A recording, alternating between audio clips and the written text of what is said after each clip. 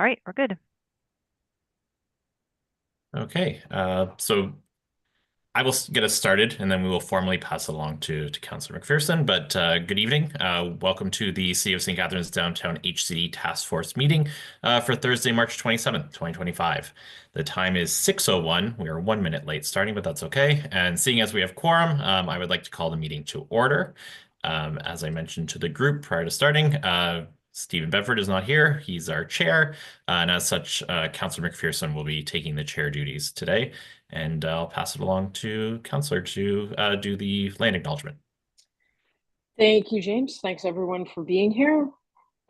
So I will begin with the land acknowledgement. We begin this gathering by acknowledging the land on which we gather as the traditional territory of the Haudenosaunee and Anishinaabe peoples, many of whom continue to live and work here today. This territory is covered by the Upper Canada Treaties and is within the land protected by the Dish with One Spoon Wampum Agreement. Today, this gathering place is home to many First Nations, Métis, and Inuit peoples. Acknowledging this reminds us of our great standard of living and is directly related to the resources and friendship of Indigenous peoples. So we will move on to the agenda. Do we have any additions or deletions to the agenda? Seeing none, can I have a motion to approve the agenda? Rachel, I don't need a seconder, do I? No, we don't need a seconder. We just need. Just need the vote? Yeah. Okay. All in favor? Excellent. Thank you very much. Next up, motion to adopt the minutes of the previous meeting. Are there any questions, comments, or changes to the minutes from the last meeting? No. Can I have a motion to adopt the minutes of the June 27th, 2024 meeting? Someone? What? That's great. All in favor? Excellent. Thank you. I love it when we're moving along quickly. Are there any declarations of interest? None. Seeing none, we will get right down to business. It is the Downtown HCD study presentation from Stantec. James, I'll hand it over back to you to introduce the folks from Stantec. Thanks, Counselor. So yeah, it's been a while since we've met, obviously. Probably wondering what was happening for a while there. And the reason why is because the study was very long and there was a lot of work that went into it. And you probably saw a study, we posted it last week, early last week, and really not expecting everybody to have read it at all. That wasn't the intention of this meeting. This meeting really was to provide you with an overview and essentially a Cole's notes of what the findings were, what the recommendations are, asking questions about what went into the study, the outcomes, why those were chosen. So this is really to prevent everybody from having to go through the in-depth, time and work that would be necessary to get through 250 pages. And so today we have Lasha Jones from Stantec, we have Megan Rivard from Stantec, and we have Frank Smith from Stantec. They were instrumental in putting this report together. Some of you would have seen them previously at PICs that we've done and other meetings that we've done with Downtown BIA and some other work that we've done in the area, or you've seen them walking around the downtown because they, as part of the project, did pretty extensive research on the downtown, inventory of every single property down there, all 450. That document is also up on our Engage page website if you want to see that. So they've got to know our downtown pretty well, and they're going to present their findings to you today. So I will pass it along to, I'm not sure if it's Lasha or Megan that's starting, but I can put the presentation up on screen. Yeah, thanks, James. I think I will be kicking us off and then passing it over to Lasha.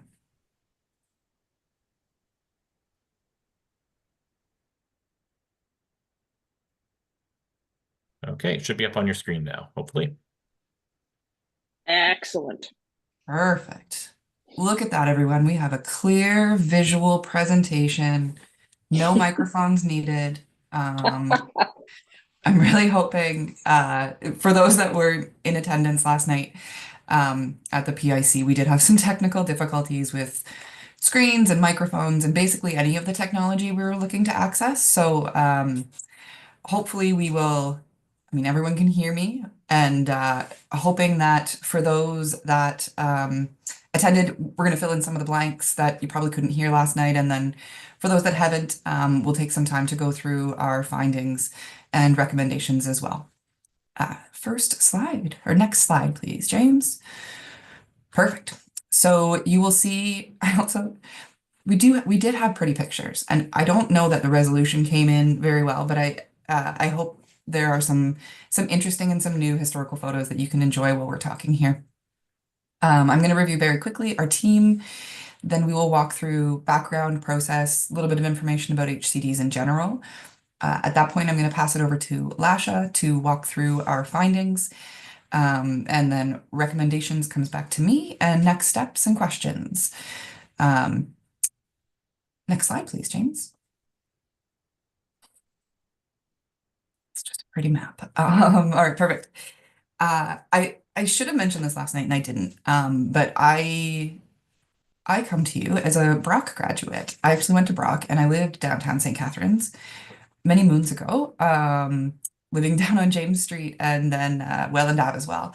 So it's been very, very full circle for me to come back and actually understand the history of the space that I spent so much time experiencing, I suppose. So having said that, I've been the kind of quality control here. I'm a senior heritage practitioner at Stantec and the team lead as well. My colleagues, as James mentioned, Lash is here. She is the project manager and senior cultural heritage specialist. Frank has led our field programs as a cultural heritage specialist. He's also our project historian. So if there's any kind of history questions, he's ready for them, enthusiastically, I am sure. And then a few other key members of our team. Dipali Dang was our urban planner. She really, really dug into the planning section. St. Catharines and Niagara region in general have a pretty interesting planning framework, and certainly detailed. So you'll see a big chunk of the report is devoted to that piece, with our urban design lead, Stephen Willis, as well. And then Jen Como has been helping us out with consultation and surveys and all the other fun stuff that goes along with it. You see the City of St. Catharines staff as well. I'm sure you guys are familiar with those folks too. Okay. So, understanding and like kind of knowing my audience, I think there's probably a pretty like a fundamental understanding of what a heritage conservation district is here. Happy to answer kind of any questions that you might have about it, but so that we're all on the same page, long story short, it's an area that has a specific sense of place, defined by structures, landscapes, buildings, networks of trails, all sorts of different types of things. Fundamentally, an HCD plan is a tool for municipalities to manage change. It's not intended, you'll hear us say this a few other times, but it's not intended necessarily to freeze things where they are right now. And it certainly is not intended to be a retroactive tool that is meant to require people to go back and make changes to their building. It's simply a tool that guides the change of the downtown. I'm sure you've seen other places, even just from an experience perspective, that you've walked through and thought, oh, this place seems a little special. In many cases, especially in a downtown core, it's often a heritage conservation district. So Niagara-on-the-Lake's probably the closest and easiest example. Although, as you all probably know, St. Catharines has a handful of districts itself as well. These districts make up the 26,000 plus protected properties within the province that are part of these conservation districts. Latest count as of 2 days ago is 147 HCDs. Of these, we've got at least that are pure commercial, and 20 mixed use that will have commercial and residential included as well. I think I will move on from the foundations of districts to the next slide. Perfect. So, as you know, there are two stages to district completion. I have a little bit of legislation, not too much, I promise, to walk through. But here, what we want to point out is that it's a phased process. So right now we're in the study phase. where we collected a whole bunch of information, inventoried 400 plus properties, looked at your planning frameworks, your historical development, characters of buildings, and kind of quantified everything. And as part of that exercise, the outcome, our goal here is to determine whether or not an area merits consideration. As I imagine you know, council is the uh, deciding body here, but our study is meant to inform the community and council staff as well about whether or not a place meets the criteria, which I'll get to in just a minute here. So that's really the kind of goal of the study. Right from there, we would, at council direction, move into the plan phase. That tends to be not to dismiss the study, but that tends to be the space where people have the most questions. The plan is when you get into the how does it, like what are the nitty gritty, how is this going to affect me type of discussions. Happy to obviously talk about them now, but want to make clear the information gathering that we're doing at this stage. And you'll see we provided a few different options, which is a pretty unique approach, certainly for us. And one thing I meant to mention in the team dynamic and something that we hope to be to this committee and others. The Stantec team has been involved in more than 20 heritage conservation districts over the last 20 years, give or take the age there. But that is to say that we've had experience in a very wide range of types of districts, whether that be the example I gave last night was a very small, 4 property type of district, 5 properties, to large expansive districts that have thousands of properties. So it really does kind of run the gamut as far as what districts can look like. We've been involved in some very prescriptive ones. More often than not, because of the role that we tend to play and the kind of experience that we bring to the table, they tend to be a lot less stringent, the districts that we're involved in, because we try to root it in reality. So as heritage consultants, we work both with municipalities, the province, and private developers as well. So we kind of have that fulsome perspective, and it's one of the golden rules of heritage is that a place is only as good as its use, and what we want to see is places continuing to be used. So that's really the perspective that we bring to the table here. And then from the study phase, provided council provides the direction to move forward, then we move into the plan phase, and that's when we get into the nitty-gritties of what's going to be a policy, what's going to be a guideline, and some of those more detailed elements. Next slide, please, James. So this gives some background. I'm guessing the task force is familiar with the kind of initiation of the study. One key factor, excuse me, was the Bill 23, the More Homes Built Faster, that was passed in 2022.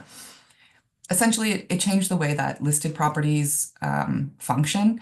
So a lot of municipalities had registers with tens of thousands of properties on them, and the changes that have been made to these heritage registers of potential heritage properties require a lot more consideration of the details now.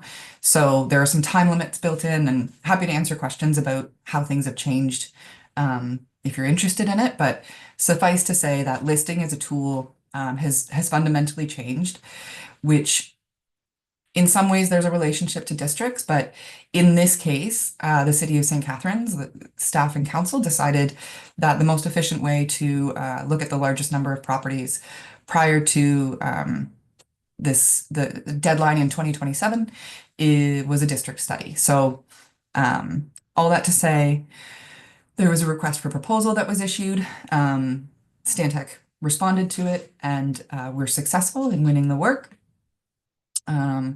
And from there, we had a running start. So the study area was defined by the city, and as you see on the slide there, included 97 of the 163 properties on the city's register. Next slide, please, James. These next 2 slides are the legislative pieces. At least you can see them, which is different from last night. So there's 4 key components as defined by the Ontario Heritage Act. that define what a district must be. So first and foremost, you want to figure out whether or not an area merits consideration for preservation. So that's the kind of first phase, the study, as I just mentioned. From there, you need to recommend boundaries, geographic boundaries. We'll get into that in a little bit. From that point, you define objectives. This is something you're going to hear us talk a lot more about towards the end of this presentation. And should we move into a plan phase, the objectives as well. These are essentially a list of goals that change will be measured against. So if an application were to come in for a development, you look at these goals and you say, does this development conserve heritage or enhance the downtown or provide for insert all of those kind of requirements that are defined by consultation and then some of our experience as well. But again, I can answer questions about that too. Then the last step is that you need to make changes to the municipality's official plan if required. And then the designation would be amended to the property title of property. So this is kind of the general framework from a legislative perspective. When we go to the next slide, you will see the criteria against which we measure merit or value. There are three key kind of buckets that we look at, each having their own three breakdowns from there. So generally speaking, we look at physical design value, historical and associative value, and then contextual value. And one of the changes that came out in 2022 was a 25% threshold. So the government has decided that in order to qualify as a district, essentially, at least 25% of the properties within those, whatever the boundaries are, must satisfy two or more of these criteria that you see on your screen. If you're familiar with Ontario Regulation 906, that defines cultural heritage value or interest.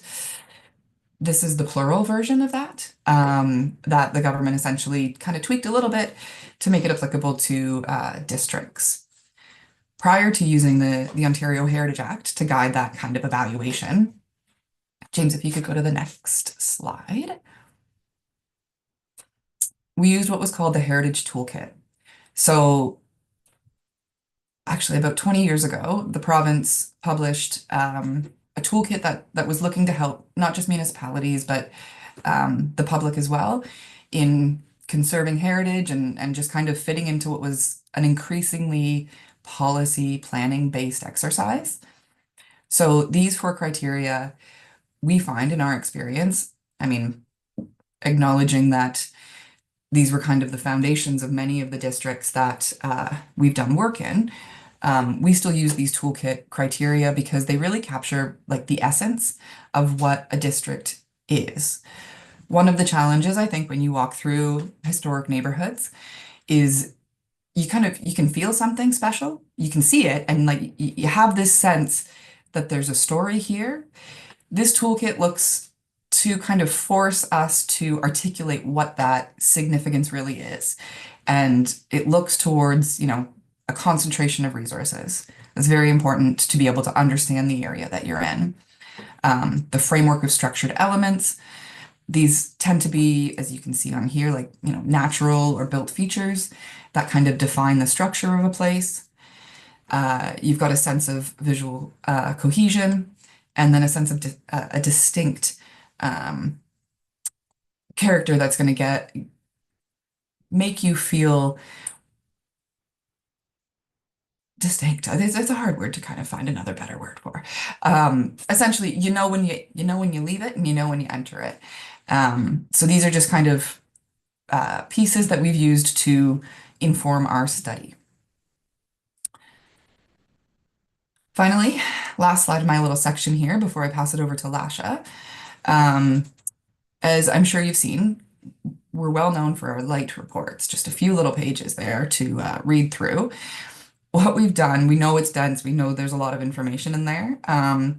We've highlighted, just based on some of the public consultation that we had heard previously and some comments that we had received, we highlighted 4 sections here that we're going to provide a little bit more information on. That's not to say that, the rest isn't valuable, and we can certainly answer any questions that you may have. But focused a little bit on the architectural character will give you kind of a sense of how we measured and quantified things. We'll talk about the sub areas that we identified, as well as the public consultation and then the evaluation. And then I'll walk through the recommendations towards the end. With that, I'm going to pass it over to Lasha. Thanks, Megan.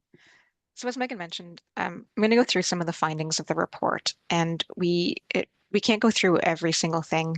We'd be here all night. So we're gonna pull out a few things that allow us to speak to a couple specific things, and that also allow us to kind of talk more generally about the study area and all the things in it. So we collect the information, and when we're doing the study by, as Megan mentioned, we do an inventory of every single property within the district. We record, what construction period it was built in, based on a range identified from available mapping or air photographs or historical resources. We look at what architectural style it was, what materials it uses, height, building type, all of those kinds of things. And we collect that information into the inventory that's appended to the report. What we found in looking at this area, the study area we have for the downtown St. Catharines, construction periods tell us a lot about the area, and age alone is not necessarily the only thing we look at when we're talking about heritage resources or heritage districts. Usually heritage resources and heritage districts have old buildings, but that can mean a wide range of things. In this study area particularly, of the 408 properties in the study area that contain the structure, because there's a number of properties that have no structures and parking lots, parks, open space, vacant lots, that kind of thing. We don't consider those because they don't have anything to assign a construction date to specifically. But of the buildings or structures in the study area, there's a really large proportion that were built before the First World War. So about 64% in total were built before that date. And when you break that down, we see that 8% of those, or about 32 buildings, were built before 1852, which is a pretty decent number and not something we see as much in other areas of the province, in other districts we work in. And that's in part due to St. Catharines' history and how far back it goes, and Niagara region generally. But also I think it speaks to just how much remains in St. Catharines as well. Even when we look at that next period, that buildings built between 1853 and 1875, over 100 buildings, or 25% of our study area, falls within that period. So between those two, that's a lot of pretty old buildings. Even pre-1875 is really getting up there in terms of age. From there, you've got another 30% or so that are between 1876 and 1913, which is more consistent with a lot of the rest of Southern Ontario. And what we understand from looking at these building dates is not just the age of a building, but other things as well. Buildings of certain ages are going to have particular architectural styles that are different than buildings of other ages, right? That reflect the sort of fashion of the time, the materials that were available, all of those types of things, even the type of the buildings, the types of buildings we see on St. Paul Street, where you have a commercial business on the main floor, and then other uses above, like residential or something like that. That's a very distinct type of building form that we really don't start to see, or as we stop building those really in the 20th century. We transition to building more sort of different types of commercial form, your plazas, your shopping centers, that kind of thing. And so when we see different types of buildings, they really are indicative of different time periods and parts of our history. If you can actually go to the next slide, please, James. When we look at these mapped out too, it really shows us sometimes where concentrations of buildings are and how those age or construction periods relate to maybe parts of that story or parts of history. When we look at especially along that curvature along St. Paul Street, those darker purple, a cluster of those purple resources. There's a lot of those historic buildings or those older construction dates along St. Paul Street, which is really reflective of, the history and development of St. Paul Street and its proximity to the Welland Canal. You see more of those blue, more recent construction periods kind of towards the center where you have a lot more of the where changes happened over time, where you have a lot more recent construction of office towers, government buildings, that sort of mid 20th century and onwards changes that tells us a lot about the different periods of evolution in St. Catharines history, which we found really, really interesting.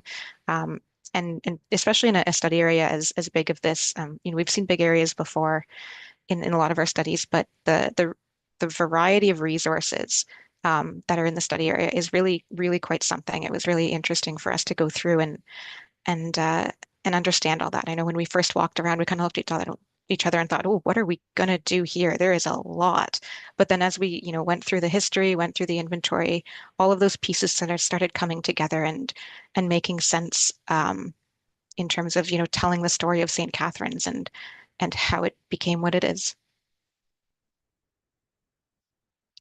So as part of the HCD study, consultations are a really key part. We've done a lot of it throughout the past year and a bit, and there's going to be more, of course, coming forward as we wrap up the study and if it moves to the plan stage. What we've done so far is we've had presentations and staff meetings with the Downtown Association, presentations to the Municipal Heritage Committee, walking tour with staff and other members of the committee. We've got the HCD task force yourselves. Downtown Association had a heritage panel event as well. We had our first public consultation last spring, and including a survey which had a number of responses, including some folks who were property or business owners within the study area. From there, we also did a much more targeted survey just for property and business owners in the downtown area to make sure we really understood and got feedback from that group as well. We've also received direct feedback from to our team, to staff, council via email, phone, and in person. And we've done consultation with Indigenous groups as well. We've heard a number of things through consultation. The first survey really indicated that people find the historical architecture, landscape features, the building types, and the curvature of St. Paul Street, that really, unique defining feature, as things that are unique and special in the downtown. PIC1 survey told us that, 82% of people who answered that question, 116 of the 139 respondents indicated that they had concerns about the protection for downtown heritage buildings.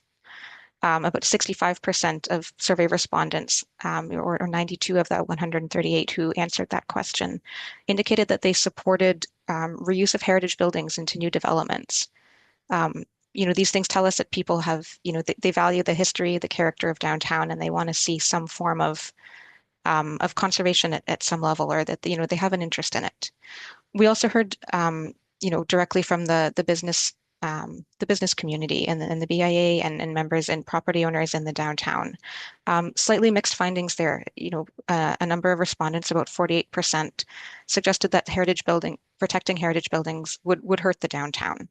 36% suggested that it could help the downtown, and the remainder were, thought that it might have no impact, kind of neutral on the topic. The city did post all of the results of those surveys, where each question individually is broken down, so you can see all of the different responses. There's a lot of detail in each of those. Again, if we went through those, we'd probably be here for hours, but really, really interesting findings and really helpful to us to help understand this area and its history and what people's values and concerns are. Next slide. And so, yeah, broadly speaking, we've heard that there is strong community interest in the downtown in terms of its architecture, its history, its landscapes. There's also community concern that we've heard throughout about other factors that are kind of outside of the scope of the HCD study or what an HCD plan would do in terms of, the appearance of the downtown, waste collection, or the sort of general upkeep of some buildings, access to housing, substance use, and other factors and stuff like that. So, we hear that while people really value the downtown, there's also some challenges it's facing as well.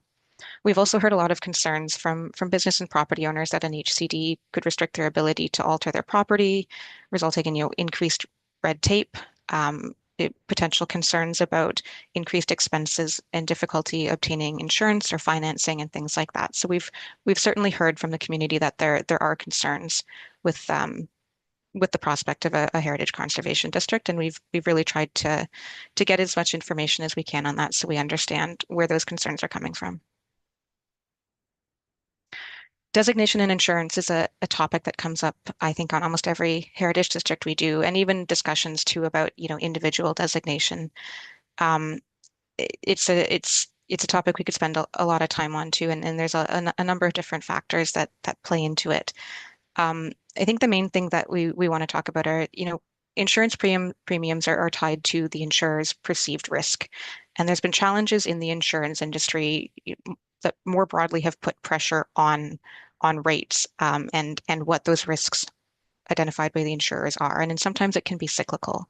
What we've seen through our experience in working with municipalities and seeing heritage conservation districts and individual property designation is that in a lot of cases, the concerns or the risks identified by the insurer sometimes relate to their interpretation that, for example, if a building is designated, if it burns down, it has to be replaced exactly the way it was. When a lot of municipalities are finding success in issuing letters to insurers that explain that that is not the case, that if a building is destroyed, replication and it's like for like is not a requirement, and that a replacement building can be of a different design. Similarities in terms of, some have identified potential risks in financing heritage properties. It's not a concern that we've heard to date a lot about, but something that um, we're trying to look into and understand more. Next slide, James. So just jumping back to our findings as well, through the consultation we heard, through our inventory, through our research and understanding of the study area, we identified what we call sub-areas. So these are areas within the broader study area where we think there's sort of different and special sort of concentrations or different aspects that are kind of clustered in these zones. I'll go through a little bit more detail on each sub area in the following slides, but the three of them we identified were the St. Paul area that's there outlined and sort of shaded in blue, the Civic Center sub area in purple, and the South Church sub area in pink there. If you can go to the next slide, I'll talk a little bit more about those. So the St. Paul area, as the name suggests, really focuses on St. Paul Street and that commercial street corridor, as well as some of the streets that branch off of St. Paul Street. So James Street and Queen Street, for example, where there's a similar kind of commercial street wall, commercial character, where you have buildings that are built, right up against one another, kind of touching side by side, often built right up to the property line in the front. So there's not much, there's a very similar consistency in terms of setbacks and often similarities in terms of height or building types, right? Those types that we talked about with the, more commercial and residential or other uses above. Within the study or within this sub area, there's 138 properties, most of which were built in the 1800s to early 1900s. With a bunch of some examples of more contemporary structures as well, certainly might be different in terms of architectural style, but often maintaining the same sort of setbacks or similar heights or connectedness to the other properties, which allow them to kind of fit into that street wall and still kind of have a sense of continuity over the sub area as a whole. Next slide, please. The Civic Center sub area is one that we found really intriguing. It's that sort of irregular, as you saw on the map, it's that kind of funny shaped parcel that encompasses portions of King Street, Church Street, James Street, Carlisle Street. It contains only 40 properties, which sounds like a relatively small number, but as you saw on the map, it's quite a big area. And so what we found and what that means is that a number of these properties, compared to the ones on St. Paul Street, have much bigger property parcels and often much bigger structures. And this is a lot of this is related to the sort of change to St. Catharines or the role that it played as the kind of regional center, right? So properties that have those bigger footprints tend to be ones that were constructed later on when you have your kind of 1950s and later sort of government buildings or courthouse, city hall, that kind of thing. And city hall was a little bit earlier than 1950s, but things like that have a very different and distinct type of building and different range of styles and different range of landscapes and streetscapes and setbacks and all of those things than the St. Paul area. These properties really tell a different chapter of St. Catherine's history, where you've got more of that sort of, again, civic kind of nature. This area also includes a number of the churches, so some historic churches too, which still played that really key role historically and now in terms of just, those civic functions and these key kind of buildings that are big parts of the community. Next slide, please.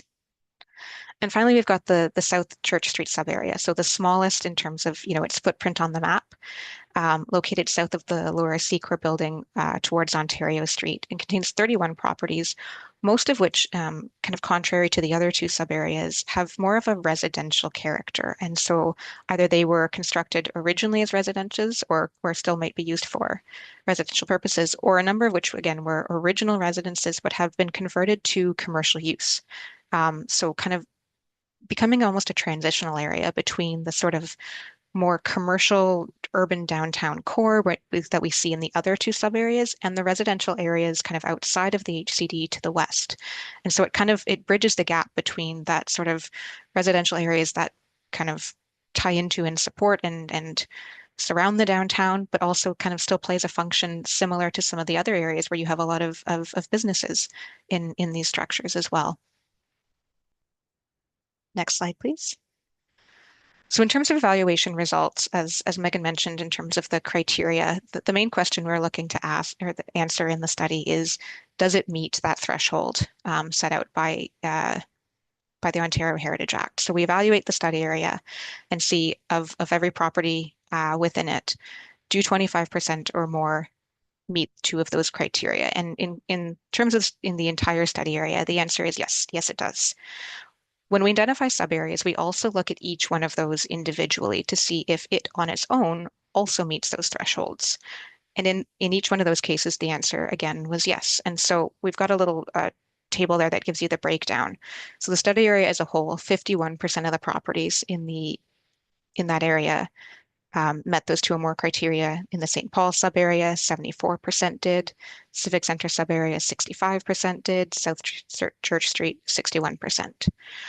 In terms of the toolkit where we have that sort of supplementary information, three of those, the study area as a whole, kind of met three of those four characteristics. Same with the Civic Center and South Church Street sub-area.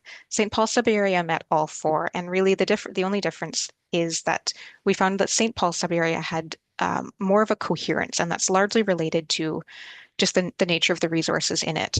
There's a bit more coherence or consistency in terms of the uniformity of type of property, right? Those sort of commercial street wall similarity in terms of height, setback, those kinds of things that the other sub areas have a little bit more variety, but still, that those other things, the concentration of resources, framework of structuring elements that tie them together, and a distinctiveness. And I think it's worth noting too, the sub areas too, really, they are quite distinct from one another, even though they relate to each other. We kind of called them, different chapters in the same story. And I think that's a really really good way of thinking about it in terms of how they link together, even though there's some obvious differences in terms of how they look and the types of buildings and landscapes within.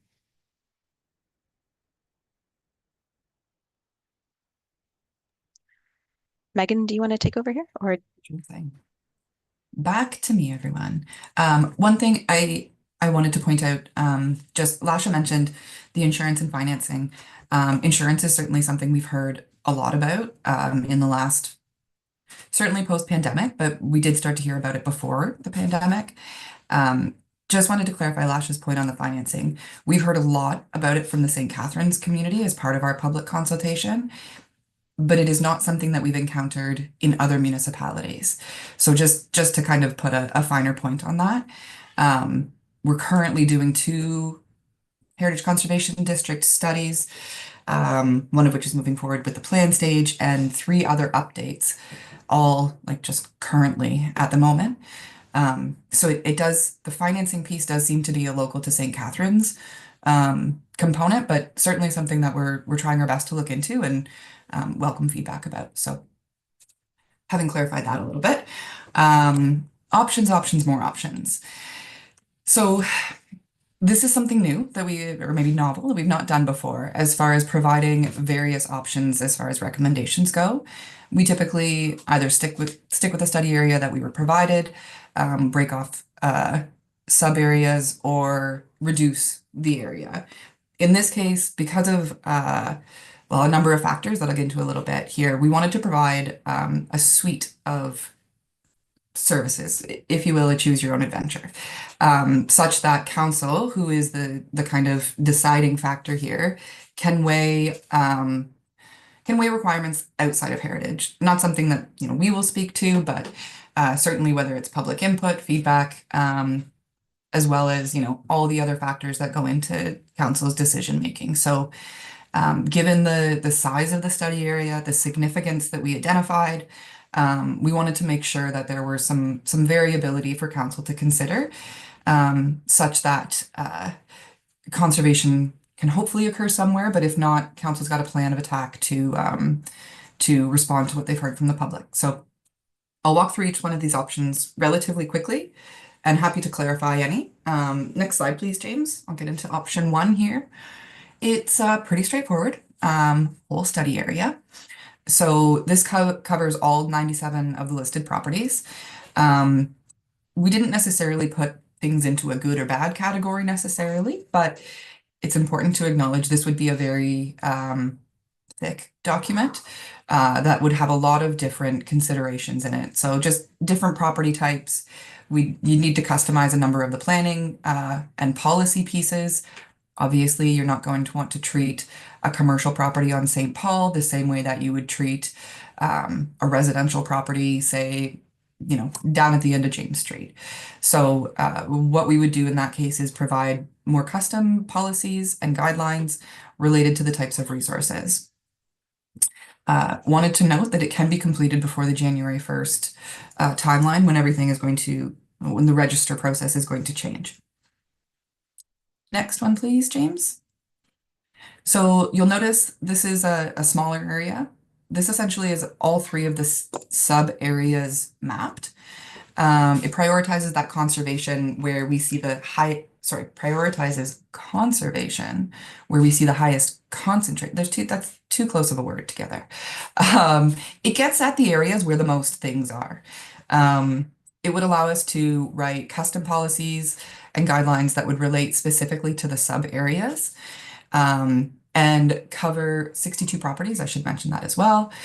In these areas you see on the screen that are not covered by this proposed district boundary, the Duke Street, the William Streets, there are a handful of properties that we would make recommendations for individual designation that would happen outside of the Heritage Conservation District process.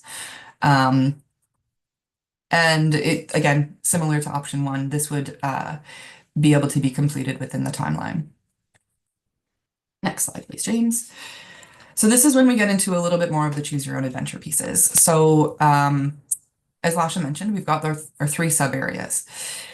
This option would look at individual district designation for each one of these sub areas that we've identified.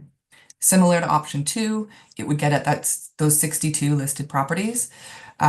Each plan, kind of similar to option 2, would have to be tailored to the resources, but it would allow for more variation and more specificity, particularly as it relates to the objectives. You could really hone in, like your objective for St. Paul would be different, perhaps, presumably, than it would be for church. The same with the civic institutional area.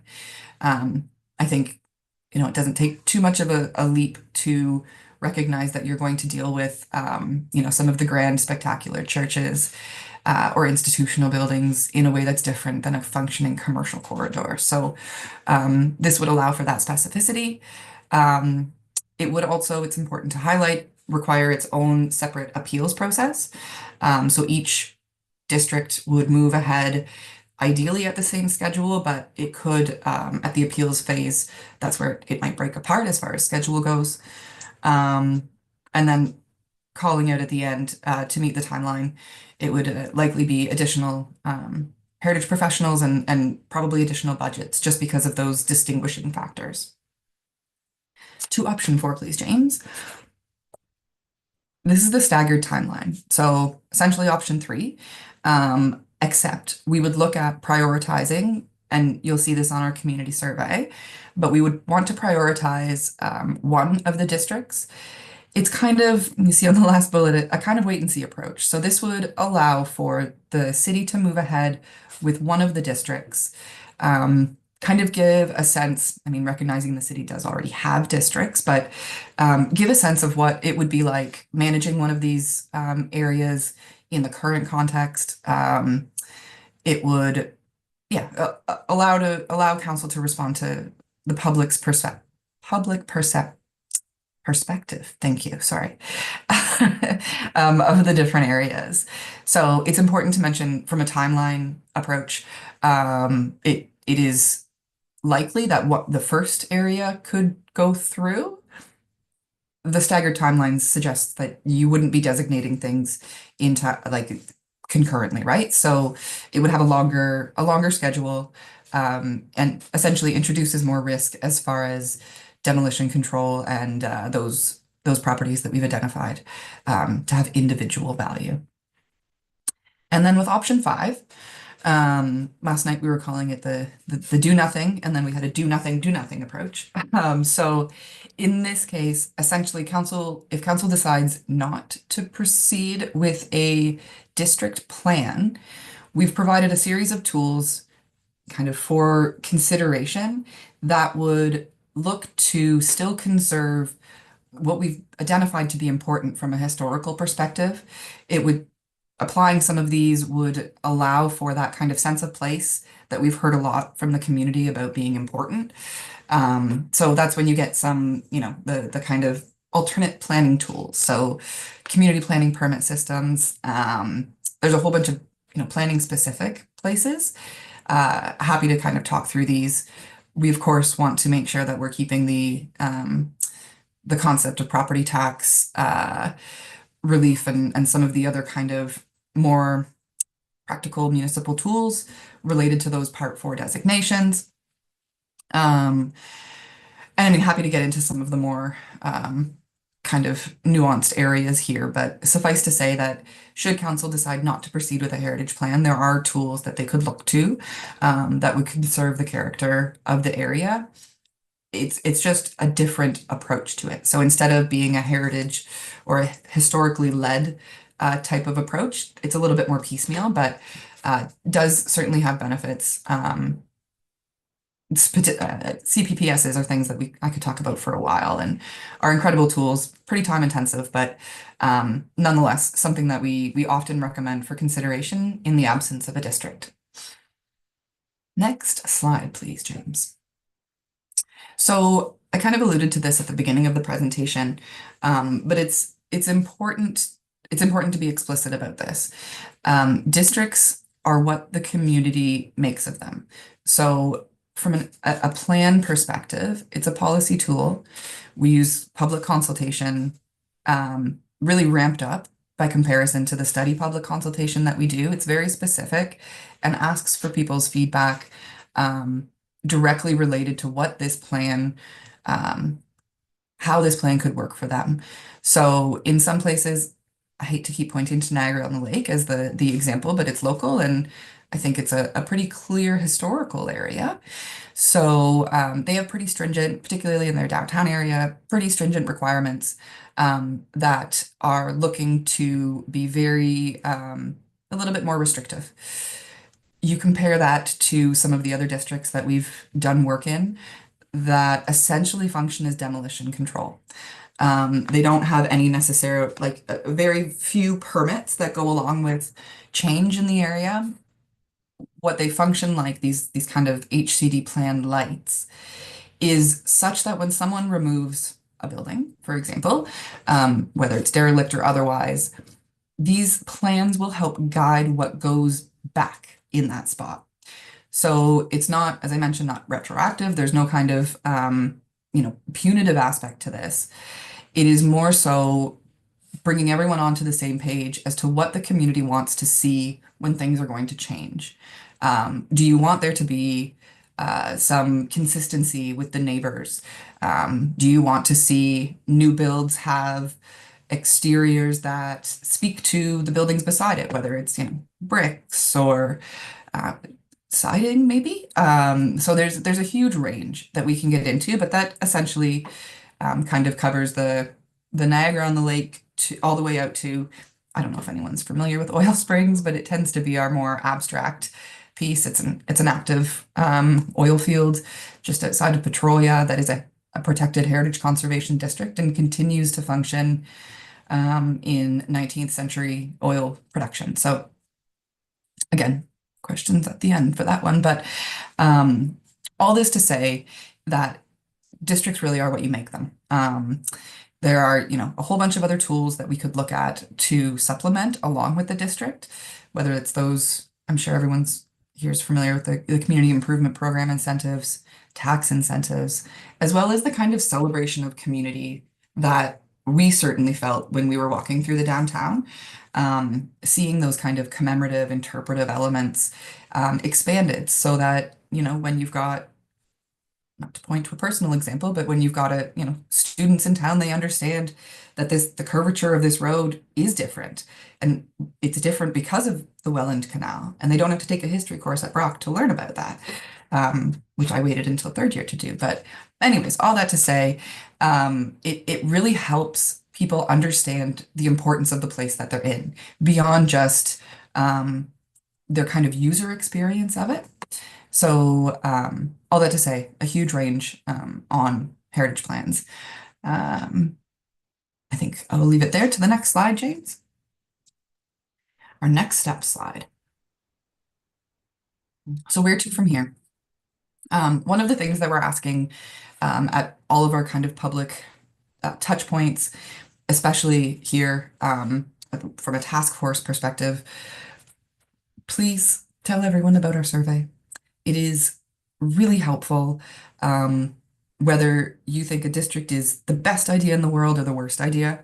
We want to try and quantify that. We often hear, we haven't gone to council yet on this one, but we often hear council say, how many people were participating in this? I think getting that kind of community perspective is crucial. So anyone that you can think of to pass along that link to, please do. There are also paper copies. We can send out a PDF.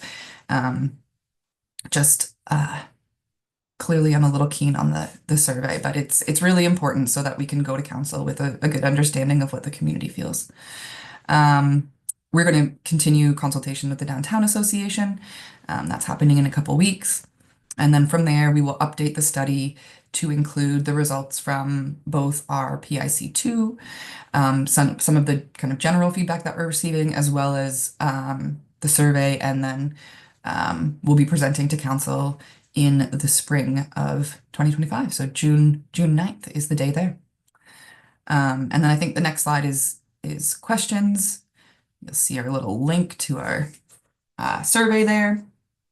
And I think I might leave it there, and happy to go back to any of the slides to talk through the details. We're really here to be a resource to you to answer questions and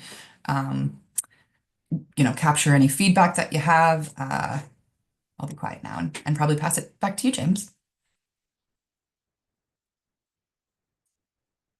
Oh wait, you're muted, James. Thanks for being the first one to do that. Yeah, I apologize. You think I get used to it, but thanks, Megan, and thanks, Lasha, for that. So just to fully expect, there will be questions, concerns, lots of feedback that everybody wants to give. This is not kind of the be all and end all. If you have other questions that come up or thoughts that cross your mind, by all means, tomorrow, the next day, between now and May 1st, and even beyond that, you can ask me a question. That's perfectly fine. But we're really trying to solicit as much feedback as possible before May 1st. We, as part of this group, the real intention of this group, when we were envisioning having a task force, was to really play a role in the plan phase in guiding what that potentially could look like. So today is a lot more about information sharing, letting you know what is in the study, so that you could kind of wrap your head around if council decides, we want to go to a plan phase, you already have that background. You already know what happened. You have a good understanding of what this is all about. And then you'll be able to have an informed kind of input later on. We fully expect, as Megan mentioned, that a task force and around a plan would be a very inclusive experience. We'd be soliciting a lot of feedback from groups like this, from the Downtown Association, from just the general public, because we want to make sure that whatever would potentially be in that final document is something that everybody is relatively happy with. So just wanted to acknowledge, we've met twice. That was the plan here, and we fully expect that if we move forward with a plan, or if council moves forward with a plan, that this group will meet a lot more often up until when that plan is released. So with that, I can pass it to Robin. Robin is the chair, so Sure. she can ask if there are any questions or comments, and Megan and Lasha and Frank are more than happy to respond to anything as well. Also, oh, by the way, I just want to mention Lauren Walker is here as well. She's our new heritage planner. She would not have been here last time we met. She started, I think, early last fall, but she has a lot of experience in heritage districts as well. She helped run a lot of the heritage district studies in Toronto when I worked with her there over a decade ago. So she is well versed in this as well. So she might chime in from time to time. But Robin, there you go. Thank you, James, and thank you, Megan and Lasha, for last night as well as today. So I'm going to open it up to questions. The one thing I'm just going to ask with questions is, if you ask a question, just let everybody have a chance to answer the question. If you do have a question, raise your hand. I'll call on you. Does anyone have any questions?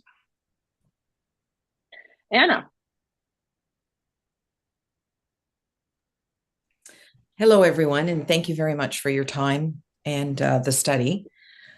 I do have questions, and hopefully they can be answered tonight, because when I had questions the last time we met, I wasn't allowed to ask them because there were too many, and I'm still waiting for the responses, James.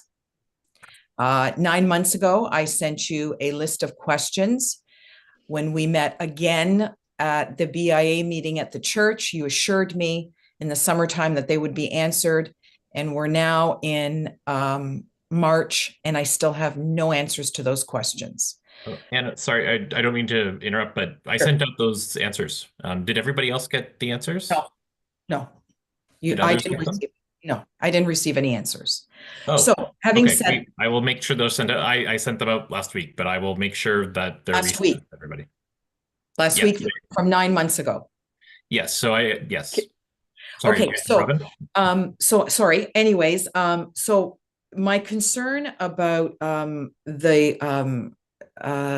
report from Stantec. This is you say, well, the task force was supposed to be involved with this report somehow. I don't recall the task force being involved in that report at all. It's interesting because it says that, you need to hear from the concerned people that are affected. And I can't imagine the BIA screaming any louder that the downtown core and the people involved in the area that you're wanting to redesignate wants nothing to do with this.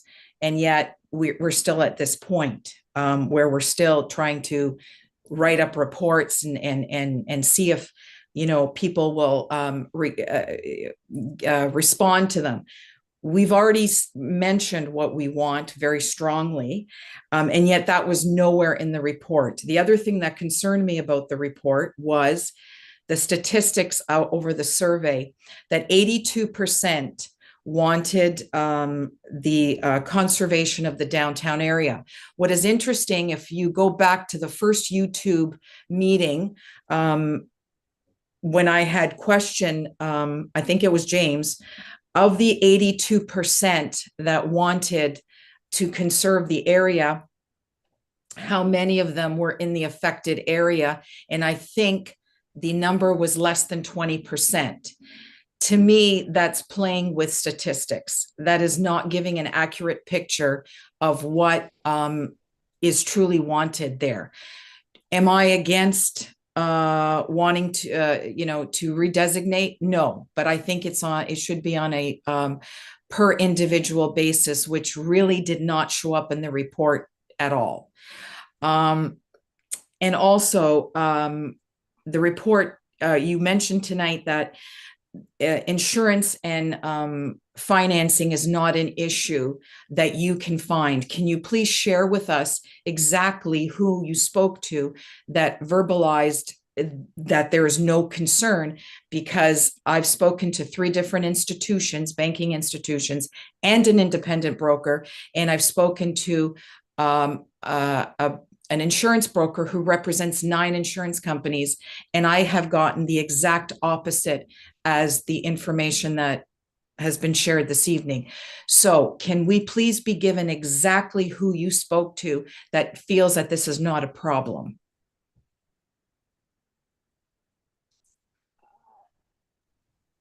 Those are my Natasha, do you want to? I'm just sending out the Yep. email right now with the attachment, so that way Anna has that. So if you wouldn't mind. I'm going to answer. Is it okay to Yep. address the Yeah, first one? please go ahead. Sorry, Go ahead. through your chair. It's been a while since I've been at one of these committees. Don't worry about it. It's a loose. Um, We don't need to. We don't need to be too formal. Perfect. Appreciate that. Yeah, and I'll answer the last question first, and then maybe pass it to James. We can team effort. I'm sorry, I didn't mean to give the impression that we have not heard concerns about insurance. We certainly have. That's province wide. So that is something that the heritage industry in general has been working with. One of the links that we provided provides more information from the province. There are also a number of other resources, and it has been an issue. What we've seen in response that has been working very well is James mentioned a letter that the municipalities, or sorry, Lasha did, but municipalities have been writing letters that make clear to insurance companies that, not to rehash the information. But sorry, I didn't mean to give the impression that we've talked to someone that said it's not a concern. What I did want to say on the financing side of things is that we have not heard that feedback from other communities. That's something that we've only heard in St. Catharines, and that's neither here nor there. It's just a matter of trying to put into kind of larger context what we've seen in other districts. So I apologize if that information was unclear, and more than happy. We've got a whole collection of links that we can send along on the insurance side of things for communities, of the 26,000 plus designated district properties and what they've done to address some of the concerns that we've heard. I hope that helps clarify the insurance financing piece. No, not really. No, because the insurance is very subjective. Because James had initially stated about this letter that he has given to some of homeowners that have come and requested something like that. And when I addressed that with the insurance company, they said insurance is very subjective. The man who owns the insurance policy makes the rules. So that's great that they're going to provide you with a letter, but that does not sway the insurance companies necessarily to provide you the insurance at the same rate that you were paying with the same coverage. That although you can probably still get insurance, it is not of the same cost, and it is not covering exactly what it covered before. They tend to pull back and declare certain items that will not be insured because of it. So to say, it's not a problem isn't exactly correct. And not that I'm saying you're saying that. What I'm saying is that it's being presented as a blanket statement, and that's not the reality of it. Fair enough. I think that helped clarify, Yeah. I'm not saying it's not a problem. It's an issue. It's something that we certainly encounter. So providing, it's a conversation. Providing that kind of perspective is just what we're looking to. So yeah, don't mean to dismiss it. outright, but thank you. I that's appreciate helpful that. clarification. Yeah, thank you. Yeah, and through the chair, I'll just add to that we have about 1,000+ heritage properties in the city. 900 and some of them, 900 and some odd of them are designated. We've had this issue pop up maybe a half a dozen times in the last 4 years since I've been at the city. So, I mean, that's our experience, right? We have homeowners and property owners that are coming to us, very, very, very, very rarely actually saying this is an issue for us. Fully understand that, if you reach out to somebody in the insurance industry and ask them like, would this be a concern? They would flag that. When we chatted with one of the local insurance people. I was with I don't know if Robin was in that meeting. I can't remember, but Yep. Rachel definitely was. It's an old building issue as well, and that was something that was made clear was that heritage almost becomes a synonym for old building, and old buildings are naturally going to have potentially more issues with them. And there are more potential issues in terms of, things like your servicing, electricity, your roof, stuff like that. And so automatically people think, old building probably has problems, probably higher risk. If I'm an insurer, maybe I'm not as interested in that, right? So that seems to be the issue, whether something is designated or not.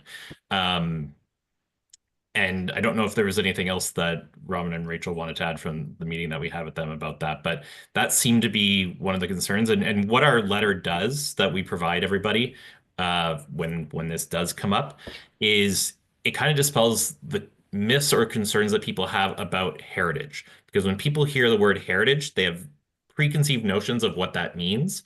And so something like what Megan mentioned in the presentation was, if my building unfortunately were to burn down, I would have to build it brick by brick to make it look exactly the way it did previously, which would be costly. If that was the rule, then I would fully understand why an insurer would be concerned. But that isn't the intention on our end. We had the unfortunate incident of the Welland House that burned down 3.5 years ago, or almost 4 years ago. And there was never an intention from the city to tell the owner, sorry, you have to rebuild that brick by brick to make it look the way it did. And I don't know of very many communities that would ask for that. So that certainly, if another community wants to ask for that, great. But in St. Catharines, that is not how we would approach it. And so the other thing is just letting people know, because there's when people hear about heritage, they think, oh, I can't do anything with my interior. I can't, fix things up. That is not the expectation either. Typically, we are only concerned about exteriors. And so if that's the case, go ahead, update your house on the interior and make sure that you're up to code, make sure that you're able to, satisfy the requirements that your insurer has. And we've kind of worked on this in cooperation with the Insurance Board of Canada, and we've been able to reach out to them. And one of their members actually came out to the downtown BIA, their panel session, and talked about, what they look for and what kind of gave some hints and tips and tricks on what to do there. So we've done our best in terms of trying to find out best practices. In terms of St. Catharines, like I said, it's happened about 5 or 6 times out of 1,000, which is pretty good. But I understand that at the same time, if you reach out to any insurer, they might say, yeah, you might run into some issues. So we take it seriously, of course, but we feel like we've found a path that potentially is helpful to people. We can talk a little bit more about things like tax rebates and grant programs one on, and how that might be able to help that. I don't want to derail the conversation too far away from your questions, Anna, but the staff at least see that as an opportunity to potentially offset some of the costs and concerns that might come up related to insurance. And also, just to let everybody know, I just sent an email. You should have it in your inbox. It has all the responses to Anna's questions. Apologies, it was attached to the calendar invite, and I realized that not everybody might use calendar invites, and so that might be why it was missed. So apologies for that. But yeah, was there anything else, Megan or Rasha, that I missed? Sorry, I have one final question for Councillor McPherson. Sure. I think I know the answer to this, but I want to make sure, because you would know best in your position. Sure. If the outcome is not what individuals who do not wish for their properties to be redesignated, is this an OLT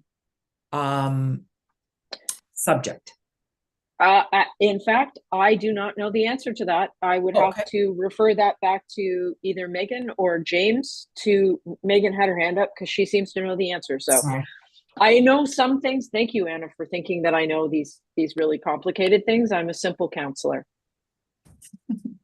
That's as OLT, my hand and then immediately Yep. immediately goes up. We've been on both sides of the OLT. And yes, Anna, to your point, so the part where the appeals would be launched is at the plan stage. So that would be when, after it's gone through, writing up of the plan, all of the council pieces, similar to an individual property designation. Actually, I don't think there's a notice of intent to designate necessarily, but it's a 60-day review period. Is there? Lasha's going to answer me. She's good with these stuff. Go So ahead, it's Lasha. if the plan phase moves forward, a plan is prepared, it goes to all the consultation happens, it goes to council. There's a requirement for a statutory public meeting. So that's a public meeting that's sort of under the requirement of the Heritage Act, similar to things under the Planning Act or, planning applications and stuff like that. So it's that public meeting where if people have objections to the plan, to the content of the plan, that they need to raise them either, at that meeting verbally or in writing at, prior to or up to the time of that meeting to kind of have the ability to appeal later on. So we have that meeting, the statutory public meeting. It's often it often coincides with the sort of final presentation to council of the plan. If council decides to adopt pass the bylaw to designate a district and adopt that plan, there is a 30-day period following that council decision, that sort of adopting of the bylaw, in which somebody can raise an appeal to the tribunal. Okay, because I was asked as a representative to ask that question from a large group. So if this is adopted, and now correct me if I'm wrong, is this what is going to go to counselors on June the 9th, correct? So there's no appeal in the study process. It's at No, the end of the plan. Okay, so at the end, all right. So just so we know exactly, what our options are here, and that was one that was brought up by many. So okay. And all of that is laid out in the Ontario Heritage Act as well, like all of that time frame and stuff. It's written in fun legal act language, but it's all in there. So Now, was that ever provided? Because I got through, I don't know, about 175 pages of your study. Is that provided anywhere in your study to say that there is a mechanism should the individual not agree with the final ruling? typically we include that more detail in the plan In the stage plan. because again, the study phase isn't subject to that appeal process. Okay, all right. Thank you. I appreciate your extreme knowledge on this. Thank you. Anna, do you have any other, just before I move on to Rachel? I'm good. Okay? Thank you very much. Thank you. Okay, you're Sorry. very welcome. Chair, Rachel? but Yes, I'm sorry. sorry. I took your casual approach and I'm leaning into it. Lean into Could I it. just, one thing we found here, Anna, you mentioned the individual designation and recognizing again 175 pages. There's so much. It's actually section, so I've got 1.3.2 is where we talk about individual designation. So it's one of those alternatives that we spoke about. Okay, awesome. Yeah, I perfect. did. If it was prior to the 175, I didn't notice it, to be honest. I think it's after. Okay, thank It's you. Thank you. perfect. And I just want to say, when it comes to, because I know there were people voiced concerns last night about the short time period of the report being released and the public meeting. That generally is the because there is a significant amount of time before it actually will come back to council. Most people don't read the report. I'll say that, like, a lot of people won't read the report, and that's why the public meeting happens, so that it provides that overview, and then there is that opportunity for people to have that time prior to the council meeting to read the full report if they're so inclined. Rachel, my friend, Rachel. So I did put in the chat a quote from the study that does identify that 30-day period and to go to the Ontario Land Tribunal. It is very brief, but it is mentioned, and it does say that, appeals can be very time consuming and costly for municipalities. So, I think that is good that that was mentioned to, be very honest about that for sure. I just wanted to go back to insurance, and I know we covered it all, and but I just had a couple of little things.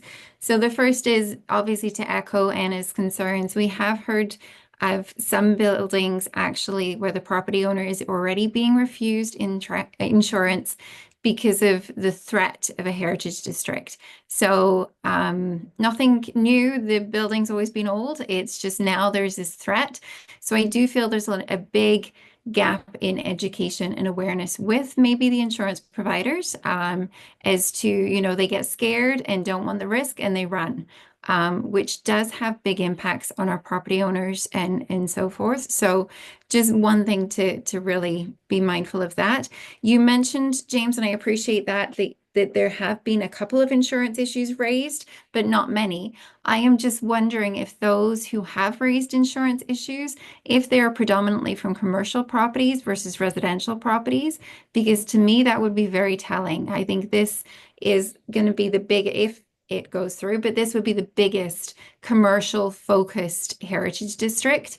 And I think that's where we really need to hone in on the difference between residential and commercial, because it is quite different. Already getting commercial financing is a huge challenge compared to personal. So I think it's important to have that lens on at every aspect of things to make sure that this is another kind of challenge to overcome for our property owners. Yeah, so through the chair, I believe they are residential of the five that are off the top of my head. I would have to, I can do some digging as other questions are being asked to see if I can pull up what those addresses are and whether they are commercial or residential. So just bear with me. I can do that and I can chime in at some point over the next little bit. That's great. Thank you, James. Megan, I feel like you want to say something. I just wanted, sorry. I wanted to suggest, and not to say you guys go do work, but one resource that you might want to consider reaching out to would be like the provincial BIA kind of association. There are a number, I'm trying to think of, we've certainly interacted with a number of BIAs. St. Thomas comes to mind, which was a completely commercial district. So maybe to hear about their experiences certainly would provide a perspective that we can't offer. So just a thought. Thank you. Rachel, maybe you would know something about that. Maybe. I think I've got a few connections for sure. Do you have some connections with the A couple Ontario connections BIA? with yeah. Okay. But No, go ahead. no, I was just going to say through that point, I will say though, just to echo kind of some of the things you said earlier about not hearing these things in other areas. It's funny, when I was chatting with a Niagara-on-the-Lake councillor last year about their heritage district, I asked them, do you ever get complaints about insurance or financing challenges? And she said, no, I've never heard any complaints about that, which was really unusual or not what I expected because they do have such stringent regulations. So I don't know if it's just that, and hopefully there's no one here from there. Hopefully it's not just that Niagara-on-the-Lake councils aren't that connected to their constituents, but it's not something that's being made up, right? Which I know nobody believes around this table. It's just is alarming to me how prevalent it really is for downtown St. Catharines.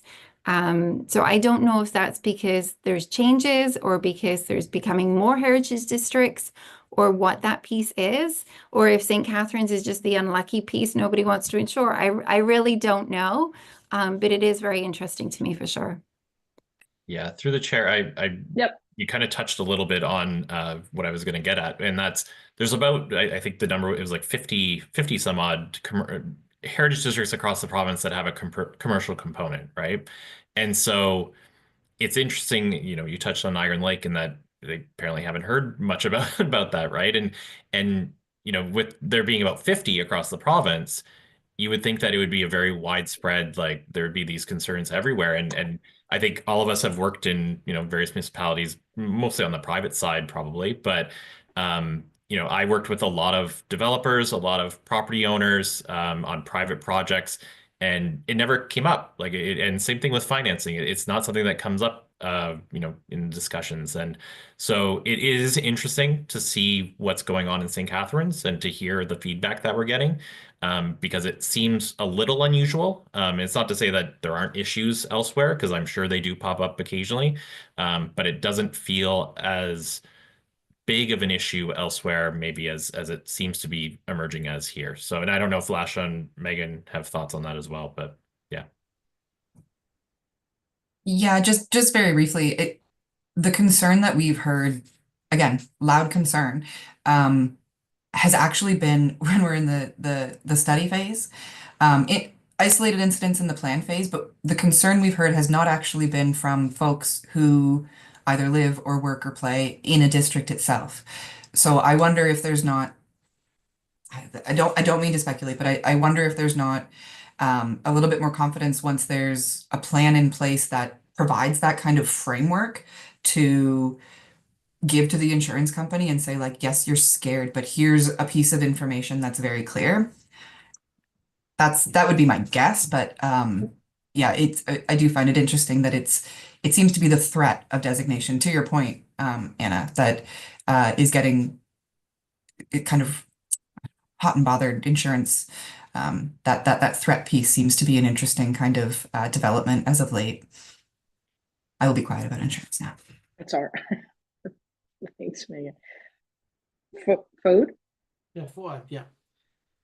Yeah, thank you very much for everything and having us here as well. Only to give like a little bit of the insurance again. Like the question is not to get the insurance or not. The question is it fair price? Like we're getting the insurance. Like this is you pay more. Even Niagara-on-the-Lake, like if they don't hear anything for them, how much they pay those guys? If you compare it to the same houses or the same property in like near in let's say in San Davis, if they pay the same or not? Like this is the question. Like if you don't hear anything about anything like the insurance, doesn't mean like there's no problem. Maybe they pay from their pocket and they have deep pocket in Niagara-on-the-Lake. Let's say that correctly, right? Here in St. Catherine, all of them like they are really hard workers and they need to make the living. Like any extra layer you put it on them, this will kill like their businesses. They kill like the industry in downtown St. Catherine.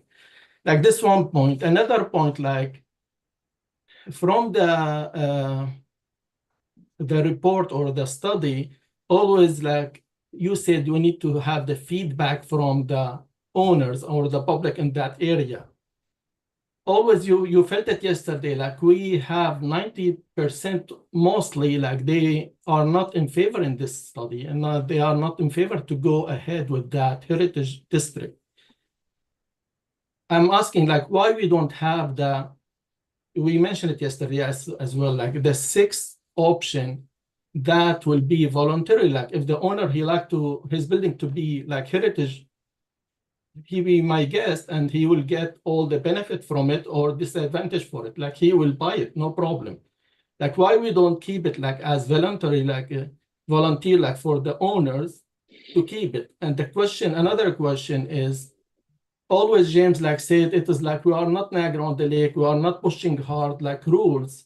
I know like when it is my property is a designated heritage, I cannot get back if the city will change the rules. Let's say James like he worked 10 years and he leave the St. Catherine, right? And another guy like he came in and he put another rules or he pushed the rules like more strange. I'm a mechanical engineer. I know like some inspector, like they will come like really nice and some like they will let something like smoothly move and some inspector, they will come really strictly by code and by every single like line in the code. In this case, like as property owners, like where's our guarantee if the changes like whatever James promised today if the city changed that rules not to go smooth, let's say in the property, this heritage title, do I have the right like to pull up my property from heritage? Do I have that option? Like if the city have the option to change any rules, can I get my property back not to be heritage in the future? Thank you. So Thank you. I just want to I'm going to put my counselor / former heritage chair of the heritage committee hat on. It's a very big hat. The one thing that is important to note about a heritage district is, and James and Megan and Asha and everyone correct me, but once the rules are in, and the guide and the plan is in place, the benefit of it, and I'm only saying it as a benefit of it, is the rules don't change. It's they're set and that they don't change. You know, in the sorry, just so in the 4 districts we have now, each district has different guidelines and has a different plan that's attached to it. And those rules don't change. It doesn't matter who the heritage planner is. No offense, Lauren. No offense, James. Planners, they come and go. But you don't. But the rules themselves don't change specifically when it comes to heritage. Megan, James, if you want to, or Lasha, if you want to throw anything in there. Yeah, I think that's a really important point, and it's the intention of the plan is to be that sort of long-term guiding document to kind of outlast those potential changes at, you know, a staff level or a council level, right? Because people always say, well, what if this council approves this, another council may not? Because, you know, councils change, right? That's the nature of council. It the intent of the plan, and especially once you establish those objectives of the plan and the policies and guidelines that support those objectives, is that staff, heritage committees, and councils are supposed to be making their decisions consistent with that plan. That plan is the guiding document for everybody, property owners, city, heritage committee, council, all the way through. And even if, you know, even if there's an application, say for an alteration permit that doesn't get approved by council, there's that appeals process, right? And then the tribunal looks at that plan. Like that's the guiding document all the way through. They're intended to be long-term documents that guide change over, you know, quite a long period of time. There are existing HCD plans that were established in the late 1980s, early 1990s that are still in force and in effect. They're different than the ones we write now because it was a slightly different policy context, but they have stood that kind of that time period. There is also an update process that is becoming more common and kind of being more incorporated into the Heritage Act because we recognize that some plans prepared many, many years ago may not address all of the same things that need to be addressed as policy contexts change and how municipalities, communities, things evolve and all of those things. So we are working on a number of plan updates where municipalities might say after a number of years, okay, this plan doesn't seem to be functioning as well as we need it to, but so to update it, they go through kind of a very similar process to the original HCD, right? It involves the whole reviewing, looking at how it's meeting its objectives, reviewing things, including consultation. So if the rules do change through that update process, consultation, the whole package, the whole process kind of goes again so that the community gets to be involved in what those changes and how those things changed. Yeah, thanks, Lasha. You kind of took some of the words out of my mouth, but that's Lauren, did you want to jump in there?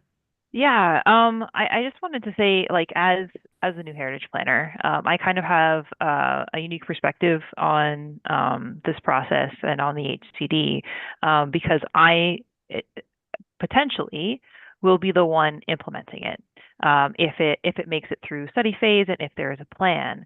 And I very much feel that everyone involved, the property owners, the business owners, the heritage community, everyone seems to recognize really strongly that this is a really special area, that there are a lot of important buildings that we do want to protect, and also that those buildings will be at risk if we don't figure out an approach to protect them.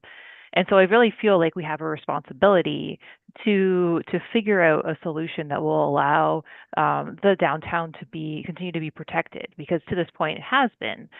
Everything has been listed and it has been protected.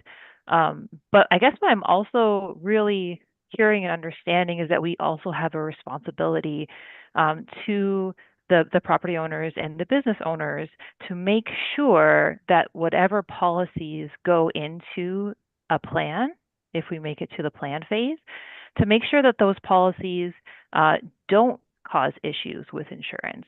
So to understand what an insurer may be concerned about, because right now it's an unknown, and unknowns are not something that insurers work well with, right? They want to make sure that if they insure you today, in a couple of years when the plan is adopted, there won't be policies in that plan that could affect them.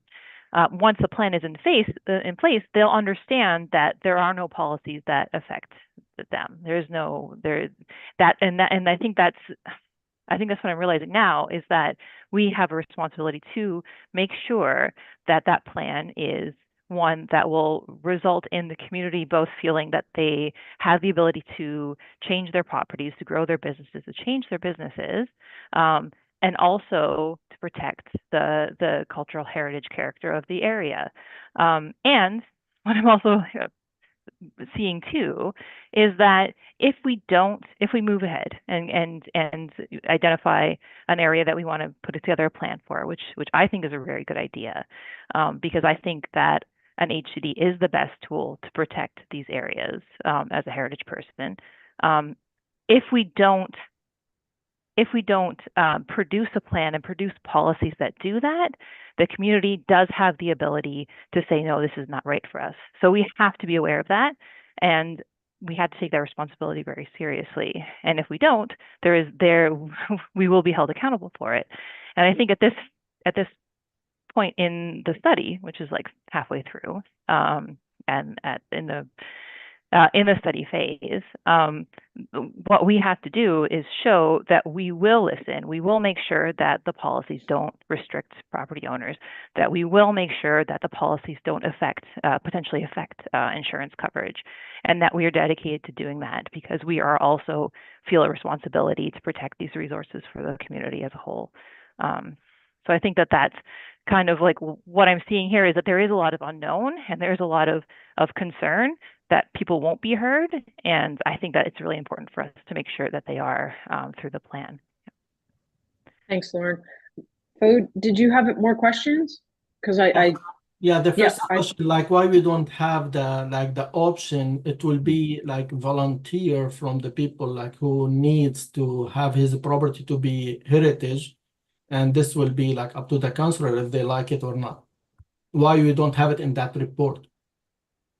I think Megan and Rasha, you can talk to it, but I believe that the option 5. No, option 5, like they said, to do nothing, and they have some recommendation. And that recommendation, it is like there is nothing from those to keep it as is now, or to keep it like to the owner, like decision. Megan, I'll let her, Lasha. Yeah. This is our do nothing from last night, right? Right. The do nothing, right. I think if council says no, if council does not adopt this plan, then that's what happens. The status quo remains. In fact, to a point that was said earlier, when that clock turns to the end of 2026, there will be properties that will lose their status and their protection under the Heritage Act. So if council says no, we are not adopting this, then that essentially is what they're saying, that this is going to be a voluntary basis. I think I might have put this better today than I did yesterday. And You can probably hear all my words anyways. Okay, Yeah. thank you. I also wanted to address one of Fuad's comments, if that's okay. Sure, Anna, I see your hand up. So Oh, as soon sorry, as Anna.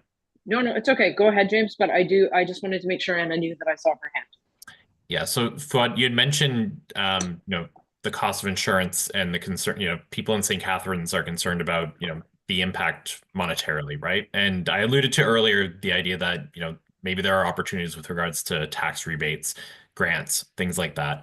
We know that that's something that the downtown BIA is pushing. They would love to see their constituents be able to take advantage of that through this, if this were to come to fruition. Councillor McPherson has previously in the past asked for staff to look into tax rebate programs for Part 4 properties, if I'm not mistaken, which were individually designated. But I think what we would look for as part of this as a staff is to make the recommendation that if this is going to happen, if council believes that a heritage district is appropriate for all of or a portion of the downtown, that we also explore whether or not a tax rebate program would work for those properties as well. Obviously, that's a very much a council decision because it's a money decision, right? So anytime you're offering a rebate, a discount, anything like that, you're talking about a hit to the budget. And so, that's a conversation that essentially the councillors would have to discuss. But I think there's a compelling argument that downtown, needs that support. It's had a rough go over the years. I think it would certainly be welcome by the people who have invested in the downtown and have put their time and money and whatnot on the line there. And so we would try to make as compelling of an argument as possible to council, that we think that is worth it. We think that would hopefully offset concerns about insurance. And then if you look at the grant program, currently our grant program is not being tapped into. It just isn't for some reason. And so we have the funds available. We'd like to give them to people, but it hasn't been working for whatever reason. So this year, as part of we have our CIP program, our Community Improvement Plan program. It's under review this year. And so as part of that is our facade improvement program. That program includes $15,000 in a matching grant for heritage properties. That maybe isn't enough anymore because, the costs of things have risen quite a bit since that program was first implemented. And so maybe it's a case where we need a bigger carrot, right? So maybe it's, if that allows people to tap into that program, make improvements to their building, that might make insurers happy, because now they're able to fix up certain elements of their building that maybe were deficient before. That hopefully would be a good thing for property owners, and maybe that would be a solution. I think also, just the amount that people are getting, I get it. I understand. And I think council would understand as well that 15 grand doesn't get you very far anymore, unfortunately, right? So we have funds available. They're not being tapped into. Maybe it's larger amounts and less grants per year, but I think everybody would love to see that money getting spent and being used on properties that deserve it, right? So that would be my response to you, Fuad, about the economic impacts that people might face. I'm hoping that through our staff report to council that we can make the argument to support property owners like yourself. So I don't know if Councillor McPherson wants to talk about what any of that, but I don't want to put any words in her mouth or anything like that, No, but I don't want her to also have to speak on behalf of all of council. So. no, I would never ever speak on behalf of my colleagues.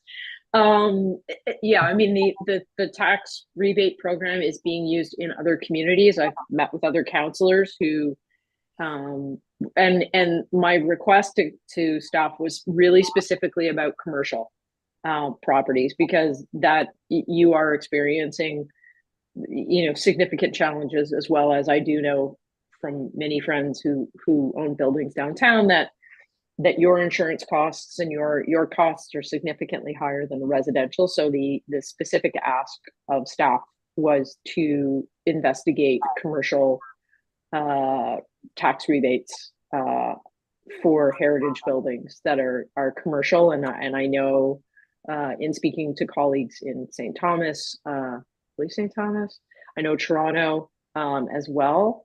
It has been significantly helpful for them. So Was that, do you have any more questions or? No, that's it. Thank you very much. Okay, Anna is, if it's okay, Anna, go ahead, please. Thank you. I think we have discussed this in the past. It came up in the last two meetings, and there were several of us who addressed this issue about James mentioned why the grants aren't being used. And if you recall, James, several of us talked about it. We called the town of St. Catharines, and we couldn't get past the person answering the phone in regards to CIPs and other facade grants and things like that. Not sure if, how they're trained, not sure what the issue is, but if you recall, James, several of us spoke to that point where the city of St. Catharines is not welcoming to the idea of facade improvements for whatever reason. Now you're saying it's under review. Perhaps that's part of the problem, that there were some internal issues, but we couldn't get past the person answering the phone. We were being denied without filling out an application, without even knowing what we wanted to do to our facades. And we were denied receiving the paperwork. So that's the first issue. Not to mention the fact that St. Catharines' budget is not really extensive when it comes to CIPs and facades. So that's the first issue that you spoke to. The other one is, I think, we need to address the really big elephant in the room. And that is, as proud as I am to have a building that I have where I have it downtown, the big elephant in the room is the downtown core as a whole. We have investments in different cities, and St. Catharines is the topic of conversation in every city I'm in that we have a lot of challenges. St. Catharines, unfortunately, right now has a lot of challenges downtown.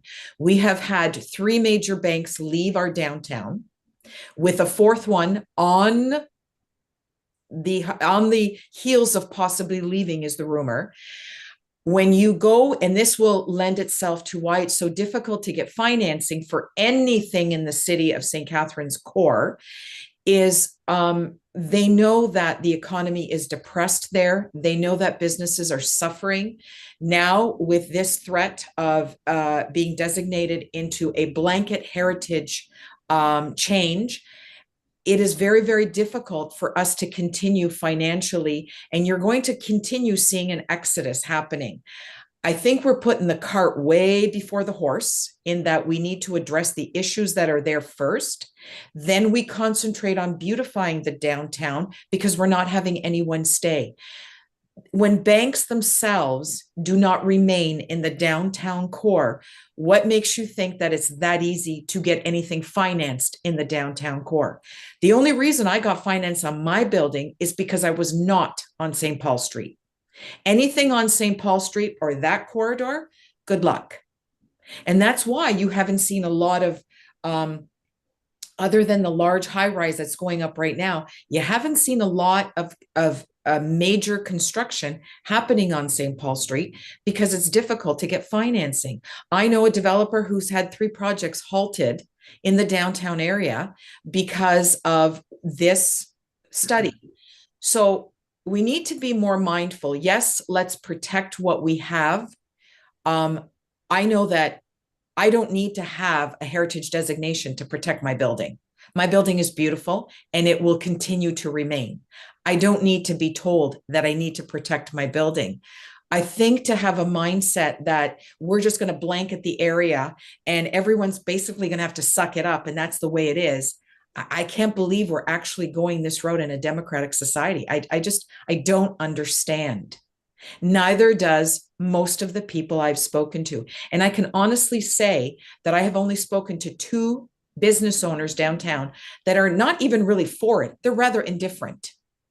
They really don't care either way it goes. I don't understand why we're spending, and I'm going to hazard a guess that the city of St. Catharines has spent between $450,000 and $500,000 doing this, because I know the study's $250,000. Let's factor in all the time that the planning department has put in, all the effort that everyone else has put in to make this a possibility. Do the taxpayers know where all the money went? Because although we talked about tax breaks, I don't think it's fair that the city of St. Catharines is going to give me a tax break and it's going to have to be shared by everyone else on their municipal or on their city taxes in order for me to get a tax break, because a budget is a budget. St. Catharines needs X amount of dollars to operate. So if you're taking away from me, you're going to be giving to someone else. So someone else is going to have to foot the bill because I need a tax break. I don't know that we really have put the I don't know that we've really put the amount of thought into this that we should have, because I think that I will be shocked if this goes through. I will be shocked if councillors actually support this unanimously. I'll be shocked because it doesn't make any economic sense at all. And it certainly puts another nail in the coffin of businesses downtown. And yes, Councillor McPherson, you were very right when you said that we have to treat commercial and residential very differently. And Standig also said that we have a large majority of commercial properties downtown. So did we take that all into consideration when we proposed this? Because I don't understand how anyone could have looked at this and thought, this is a really good idea. Because quite frankly, all the beautiful buildings that have been torn down by City Hall, have been torn down by the city itself. The courthouse, beautiful library stood there. Where the new library was built, beautiful buildings was there. MTO, well, let's clear St. Paul Street to build MTO. So what has happened in the last X amount of years has been torn down because of government needed buildings. And James said in his very first meeting, look at this, I have pictures of St. Paul Street. It looks virtually the same. So if things look virtually the same, why are we imposing this on everyone else? St. Catharines has looked virtually the same. Do we not have better ways to spend $500,000 in the city of St. Catharines than doing a study that I will be shocked if it goes through? That's my speech for the evening. Thanks, Anna. Just want to be clear, the study cost $250,000. I just want to, for anybody who is watching, because we're live on YouTube and I love it when we stream. The cost of the study was $250,000. That is the cost. That is what it cost. I don't want people to start thinking that council is spending money willy-nilly or without going through proper processes. But that's very important that we don't have that. I want to be extremely mindful of time. The meeting was scheduled until 8 o'clock. Could I correct you for a second if you don't mind? Sure, you can always correct me, James. So the I love funds it. the funds that were provided by council or approved by council were to cover both the study and the plan. Oh, even better. Yes. We haven't spent it all. So That's even better. The study is, because the amount of work that goes into the study, it's, as you saw from the size of the document, it's a lot of work. It's front loaded slightly to cover that. But then, so if the study if we don't move on to a plan phase, that money that was supposed to go to that does not go to Stantec. So just want to make that clear that a $250,000 check hasn't been cut. So yeah. Thank you very much. I appreciate that. Again, I just want to be mindful of time. We have about 12 minutes left. Are there any additional questions or comments that anyone has for the team? And if not, can I get someone to make a motion to receive the presentation from Stantec regarding the downtown heritage conservation? Thank you, Rachel. All in favor of receiving the presentation? Excellent. Thank you very much. James, I mean, do you want to, we've sort of touched on the next steps. Do you want to? I can reiterate them if you'd like. Absolutely, that would be wonderful. Thank you. Okay, so next steps essentially, so survey is open. It's been open since late last night, and I've already received a bunch of surveys in my inbox, which is great. So please feel free, go to our Engage page, fill it out.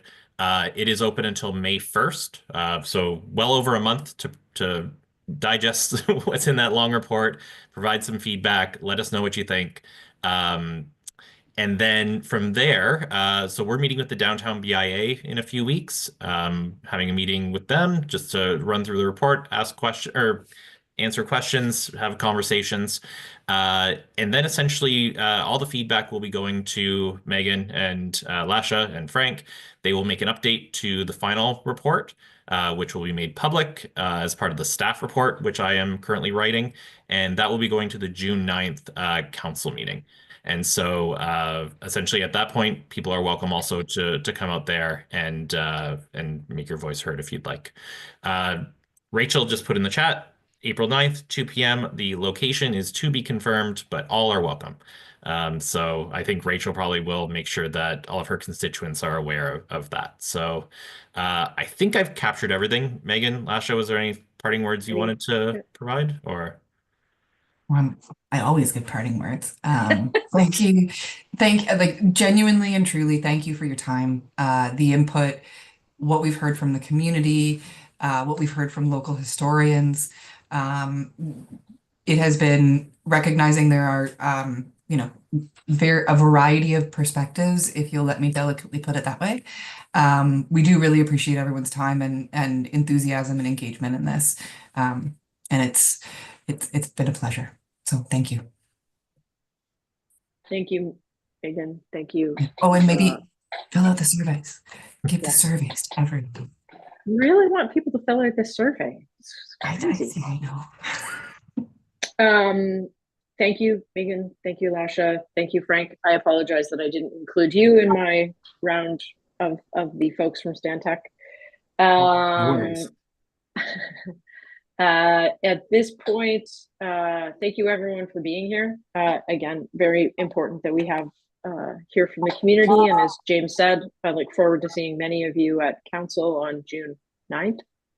Yes, June 9th. So I need a motion to adjourn the meeting. Do I have someone who can? Thank you, Rachel. Appreciate it. All in favor of adjournment? Great. Fantastic. Thank you very, very much. Have a wonderful evening and a lovely weekend. I almost said it was a long weekend, but that was just me hoping, I think. Yeah. Thank you very much. All right. Have a great weekend. Take care. Thank you all. Thanks. Thank you.